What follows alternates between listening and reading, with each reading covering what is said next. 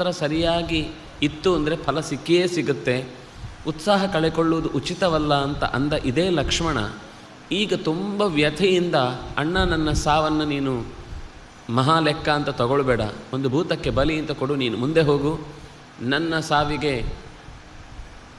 ಇಷ್ಟೇ, ಇಲ್ಲಿಯ ತನಕ ಮಾತ್ರ ನಾನು ನಿನ್ನ ಜೊತೆಗೆ ಬರಲಿಕ್ಕಾಗುವಂಥದ್ದು ಅಂತ ಕೈ ಚೆಲ್ಲಿದ ಸ್ಥಿತಿಯಲ್ಲಿ ರಾಮನಲ್ಲಿ ತನ್ನ ದುಃಖವನ್ನು ವ್ಯಕ್ತಪಡಿಸ್ತಾನೆ. ಆಗ ರಾಮಚಂದ್ರ ಅವನನ್ನು ಹುರಿದುಂಬಿಸ್ತಾನೆ.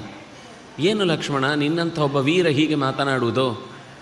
ಯಾರಿಗೆ ಅಪಾಯ ಬರುವುದಿಲ್ಲ, ಎಲ್ಲರಿಗೂ ಅಪಾಯ ಬಂದೇ ಬರುತ್ತೆ. ಅಪಾಯ ಬಂದಾಗ ಅದನ್ನು ಎದುರಿಸುವುದು ಹೇಗೆ ಅಂತ ಯೋಚನೆ ಮಾಡಬೇಕು ಹೊರತು ಕೈ ಚೆಲ್ಲುವ ಪರಿಸ್ಥಿತಿಯಿಂದ ಮತ್ತಷ್ಟು ದೊಡ್ಡ ಅಪಾಯವನ್ನು ನಾವು ಕೈ ಚೆಲ್ಲಿದ್ರಿಂದಲೇ ಪಡೆಯುವುದು ಅಂತನ್ನುವ ಸ್ಥಿತಿಯನ್ನು ತಂದುಕೊಳ್ಬಾರ್ದು ಅಂತ ಹೀಗೆ ಒಮ್ಮೆ ಅವರು ಕುಸಿತಾನೆ, ಒಮ್ಮೆ ಇವನು ಕುಸಿತಾನೆ. ಆದರೆ ಕುಸಿದೊಡನೆ ಯಾರು ಹೆಚ್ಚು ಕುಸಿದಿದ್ದಾರೋ ಅವರಿಗೆ ಇನ್ನೊಬ್ಬರು ಸ್ವಲ್ಪ ಧೈರ್ಯದ ಮಾತನ್ನು ಆಡಿದರೆ ಆವಾಗ ಎಲ್ಲರಲ್ಲೂ ಒಂದು ಪರಸ್ಪರವಾದಂತಹ ಸಹಕಾರ ಬುದ್ಧಿ ಇರುತ್ತೆ. ಅದರಿಂದಾಗಿ ಜೀವನದ ರಥ ಚೆನ್ನಾಗಿ ಸಾಗುವುದು ಸಾಧ್ಯವಾಗುತ್ತೆ. ನಮ್ಮ ಬದುಕಿನಲ್ಲೂ ಗಂಡ ಹೆಂಡತಿ, ಅಣ್ಣ ತಮ್ಮ, ಅಕ್ಕ ತಂಗಿ, ಗುರು ಶಿಷ್ಯ, ಹೀಗೆ ಯಾವುದ್ಯಾವುದೋ ಪರಿಸ್ಥಿತಿಯಲ್ಲಿ ಬೇರೆ ಬೇರೆ ಸಂಬಂಧಗಳು ದುಃಖಕ್ಕೆ ಈಡಾದಾಗ ನಾವು ಆ ಪಾತ್ರದ ಎದುರಿನಲ್ಲಿರುವವರಿಗೆ ಒಂದಿಷ್ಟು ಸಮಾಧಾನದ ಮಾತುಗಳು, ನಮಗೆ ಸಮಾಧಾನಕ್ಕೆ ಅವ್ರ ಮಾತು ಬಂದಿರುತ್ತೆ, ಹಾಗೆ ನಮ್ಮ ಕಡೆಯಿಂದಲೂ ಅವರಿಗೆ ಸಮಾಧಾನದ ಒಂದೆರಡು ಅಭಯದಾನ ಅನ್ನೋದೇ ಏನಾಗುವುದಿಲ್ಲ, ಸುಲಭದಲ್ಲಿ ಆಗಿ ಹೋಗುತ್ತೆ. ಕಷ್ಟ ಅನ್ನೋದು ಯಾರಿಗೆ ಬಂದಿಲ್ಲ, ರೋಗ ಅನ್ನೋದು ಯಾರನ್ನು ತಿಂದಿಲ್ಲ.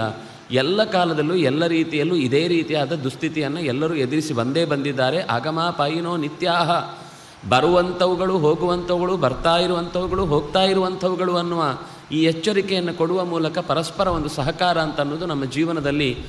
ನಾನು ಯಾಕೆ ಅವ್ರ ಬಗ್ಗೆ ಮಾತಾಡಬೇಕು, ನಮಗೆ ನಮ್ಮ ಮೂಲೆಯಲ್ಲಿ ಕೂತು ಪ್ರಪಂಚವೇ ಕೈಯಲ್ಲಿದೆ ಅನ್ನುವ ಭ್ರಮೆಯಲ್ಲಿ ನಮ್ಮ ಪಕ್ಕದ ಮನೆಯಲ್ಲಿ, ಪಕ್ಕದ ಕೋಣೆಯಲ್ಲಿ ಅಥವಾ ಪಕ್ಕದಲ್ಲಿ ನಿಂತಿರುವವನ ಬದುಕಿನಲ್ಲಿ ಎಂಥ ದುಸ್ಥಿತಿ ಎದುರಾಗಿದೆ ಅಂತ ತಿಳಿಯದಷ್ಟು ನಾವು ದೂರಕ್ಕೆ ಸಾಗಿಬಿಟ್ಟಿದ್ದೇವೆ. ಇರುವುದು ಮನೆಯಲ್ಲೇ ಆದರೂ ದೇಹದಿಂದ ಮಾತ್ರ ಇರುವಂಥ ಸ್ಥಿತಿ ನಮಗೆ ಒದಗಿ ಬರುತ್ತೆ. ಆದರೆ ಅಂತಹ ಸ್ಥಿತಿ ಬಾರದಂತೆ ನಾವು ಈ ಪ್ರಸಂಗದಿಂದ ಕಲಿಯಬೇಕಾದ ಸಂಗತಿ